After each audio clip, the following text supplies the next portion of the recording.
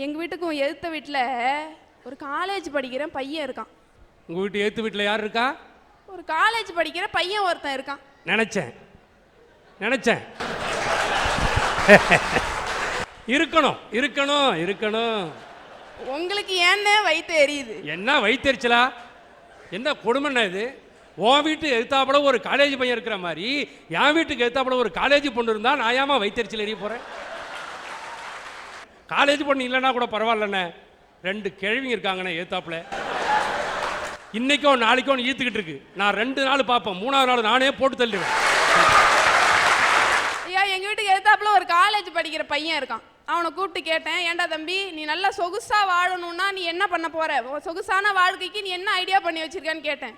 அவன் உடனே என்னை பார்த்து சொன்னான், நான் ஒரு ஐடியாவும் பண்ணலக்கா, நான் பெருசாக கஷ்டம்லாம் ஒன்றும் பட போகிறது இல்லை, ஒரே ஒரு சிம்பிளாக ஒரு ஐடியா வச்சுருக்கேன்.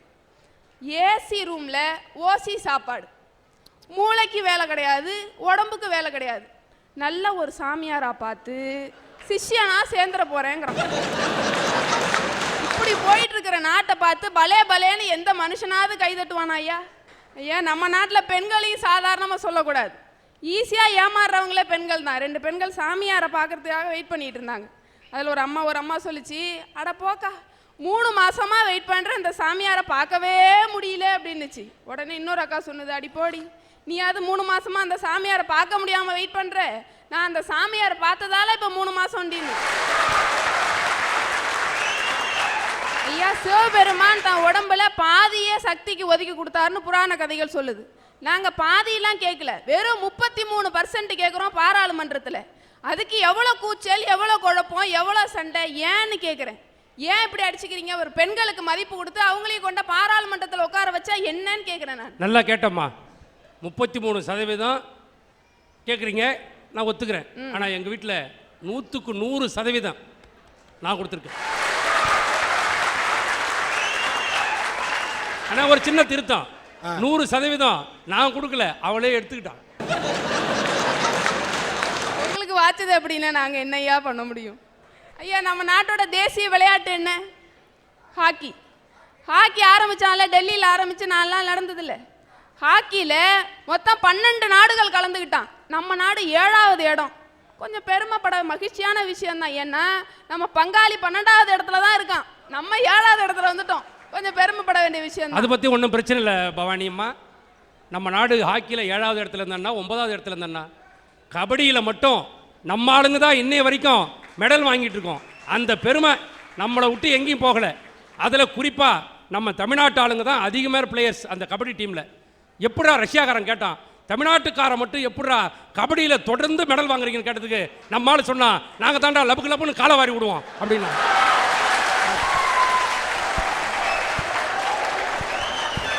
இந்தியாவில் 110 கோடி மக்கள் தொகை இருக்கான்.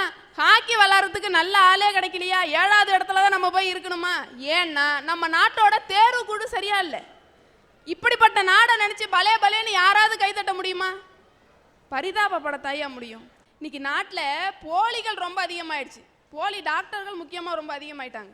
போலி சாமியார், போலி டாக்டர்கள் எல்லாத்துலேயுமே போலிகள் ரொம்ப அதிகமாயிடுச்சு. எங்கள் வீட்டுக்கு பக்கத்தில் ஒரு கிளினிக் இருக்குது. அங்கே ஒரு வாரமாக ஒரு ஆள் தங்கி வைத்தியம் பார்த்துட்டு இருக்கான். ஒரு 4 நாளைக்கு முன்னாடி அந்த பக்கமாக போனேன். அந்த நர்ஸை கூப்பிட்டு அவன் சொல்கிறான், நர்ஸ், நீங்கள் என் இதயத்தையே திருடிட்டீங்க நர்ஸ் அப்படின்னா. உடனே அந்த நர்ஸ் திரும்பி சொல்லிச்சு, அட போடா மூதேவி, உன் கிட்னியை டாக்டர் திருடி 4 நாள் ஆகுது.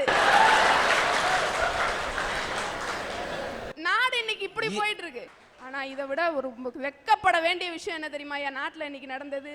வெறும் 10வது படித்த பொண்ணு தான் காவல்துறையில் ஏசின்னு சொல்லிட்டு 2 வருஷம் வளம் வந்திருக்கா. ஐயா, இதை விட கொடுமையான விஷயம், உண்மையான ஏசுக்கு சல்யூட் அடிச்சிருக்காரு.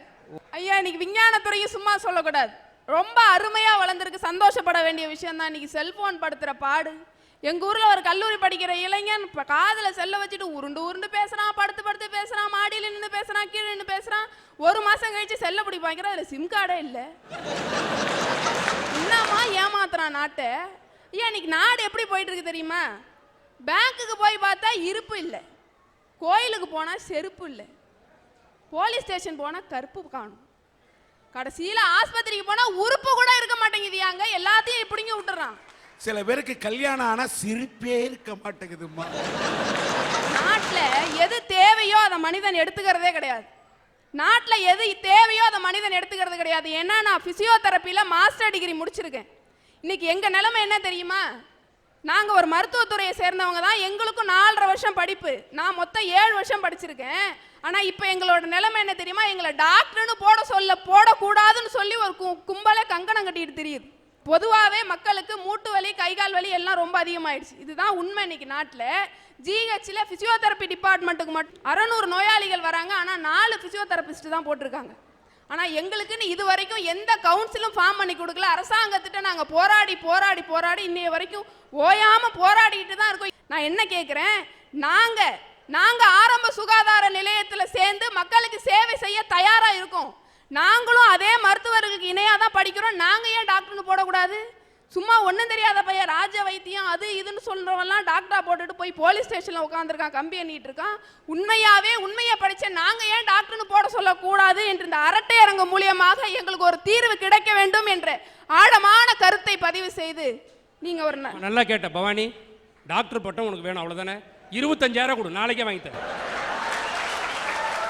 அப்படியே சண்டே மார்க்கெட்டில் கொட்டி விற்கிறாங்க. 50,000 கொடுத்தனா என்ஜினியர், நீ நாளைக்கே நீ டாக்டரு வச்சுக்கா. இவர் மாதிரி நாட்டில் நிறைய பேர் இருக்கிறதுனால தான் நாடு இன்னும் பரிதாபத்துக்கு உள்ளாகிட்டே இருக்கு. இந்த அரங்கத்தில் நம்ம இத்தனை பேர் இருக்கோம். நம்மளோட வாழ்க்கையில இது வரைக்கும் ஒரு தப்பு கூட செஞ்சதில்லை அப்படிங்கிறவங்க யாருமே இருக்க முடியாது. அது யதார்த்தம். ஏதோ ஒரு சூழ்நிலையில ஏதோ ஒரு சின்ன தப்பு செஞ்சிருக்கலாம். சின்ன தப்பு ஐயா, தப்புல சின்ன தப்பு பெரிய தப்பு எது தப்புன்னே தெரிய மாட்டாங்குது. இப்போ அது என்ன சின்ன தப்பும் பெரிய தப்பும் ஒன்றாயிடும். ஒரு ரோட்டில் நடந்து போயிட்டு இருக்கீங்க, போகும்போது தெரியாதனமாக ஒரு பெண் போயிட்டு இருக்கிறாங்க. அந்த பெண்ணு மேலே தெரியாதனமாக பட்டுடுனே அது பட்டுடுது. ஆனாலும் பட்டது தப்பு தான், சாரின்னு சொல்கிறோம். அது சின்ன தப்பு. ஆனால் வேற சில பார்ட்டி இருக்குது, கொஞ்சம் அப்படி பார்த்தோன்னே என்ன ஃபிகர் மச்சான் ஃபிகர் ஒரு மாதிரியா வருது, இப்போ பாரு ஃபிகர் எப்படி இருக்குன்னு அப்படின்னு சொல்லிட்டு போய் டுஃப் அப்படின்னு ஒரு இடி இடிச்சா அது என்ன தப்பு? அது பெரிய தப்பு இல்லை. திட்டம் போட்டு இடிக்கிறது பெரிய தப்பு. எதிர்பாராமலே ஒரு பெண் மேலே இடிச்சுட்டு அது சின்ன தப்பு. ஆக என்ன தப்பு பண்ணாலும் தப்பு தான் ஒரே கண்ணோட்டத்தில் வச்சு பார்க்கக்கூடாது. ஐயா, இன்னைக்கு நம்ம நாடு மக்கள் தொகையில 2வது இடத்துல இருக்கு. அப்படி இருக்கும்போது அங்கங்க சின்ன சின்ன கலவரங்களும் தப்புகளும் நடக்கிறது யதார்த்தம். அதையும் தாண்டி இன்னைக்கு நம்ம வளரும் நாட்டுல முதலிடமா இருக்கிறோம் இல்லையா? இதை நினைச்சு பாராட்ட வேண்டாமா ஐயா? அமெரிக்கா இன்னைக்கு உலக நாட்டுக்கே சிம்ம சொப்பனமா நின்றுகிட்டு இருக்காங்க. அந்த சூழ்நிலையிலும் பொருளாதார வீழ்ச்சின்னு சொல்லி நாளுக்கு ஒரு வங்கியை இழுத்து மூடிட்டு இருக்கிறப்ப நம்ம நாட்டுல விவசாயிகளோட பரிதாப நிலையை பார்த்து ஒவ்வொரு நாளும் சலுகைகளும் கொடுத்த வட்டிகளையும் இன்னைக்கு தள்ளுபடி செஞ்சுக்கிட்டு தானே இருக்காங்க. அப்ப நம்ம நாட்டை பார்த்து பலேன்னு பாராட்ட தானங்க ஐயா தோணுது. ஐயா ஒரு நிமிஷம், விவசாயத்துக்கு லோன் கொடுக்குறாங்களா? விவசாயம் பார்க்கறதுக்கு நிலமே இல்லாம இருக்கிறதுன்றத அக்கா மறந்துட்டாங்க.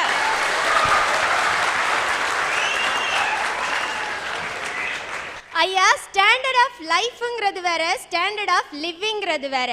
ஸ்டாண்டர்ட் ஆஃப் லைஃப், நீ எல்லா வளமும் கொடு, நான் நல்லா வாழ்ந்து காட்டுறேங்கிறது ஒரு பக்கம். ஆனா ஸ்டாண்டர்ட் ஆஃப் லிவிங், இன்னைக்கு என் நாடு ஏழ்மையா இருந்தாலும் மற்ற நாடுகளுக்கு முன்னிலையில வளமா வாழுதுன்னு பாராட்டுறேங்க ஐயா. நானு இன்னைக்கு நம்ம நாடு இருக்க நிலைமைய பார்த்து ஒரு கவிஞன் அழகா சொன்னா, ரத்தம் தோய்ந்த மானுட கைக்குட்டையில் மண்மகள் மத்திய ரேகையில் கொடி உலர்த்துகிறாள்னு. இன்னைக்கு நம்ம நாடு எதுல முன்னேறிட்டு இருக்கு? வன்முறையிலையும் தீவிரவாதத்திலையும் தானே. பிப்ரவரி 13ஆம் தேதிக்கும் 16ஆம் தேதிக்கு இடையில எத்தனை நாள் சார்? 3 நாள். அந்த 3 நாளுக்கு இடையில 3 இடத்துல குண்டு வெடிப்பு நடந்திருக்கு. இதை பார்த்து பலேன்னு கை தட்டுறதா இல்ல அட பாவமேனு பரிதாபப்படுறதா சார்? இன்னைக்கு நம்ம நாடு எதுலையோ முன்னேற்றம் அடைஞ்சிட்டுன்னு பேசிட்டு இருக்காங்க. வருஷத்துக்கு 21 லட்சம் குழந்தைங்க சாப்பாடே இல்லாம இறந்து போயிட்டு இருக்காங்க இந்த நாட்டில். சுண்டைக்காய் கால் பண்ணோன்னா சொமகூலி முக்கா பணம்னு சொல்லுவாங்க. அது மாதிரி வெளிநாட்டுக்கு 3 ரூபாய்க்கு ஏற்றுமதி பண்றோம் உணவு பொருளை. ஆனா உள்நாட்டில் இல்லாதவன் 5 ரூபா கொடுத்து கேட்டாலும் கொடுக்கறதுக்கு மனசு வரல. இதை பார்த்து அட பாவமேன்னு சொல்றதா இல்ல பலேன்னு கை தட்டுறதா? Sir, AR Rahman Oscar award வாங்கினதுக்கு நான் கை தட்டுறேன்.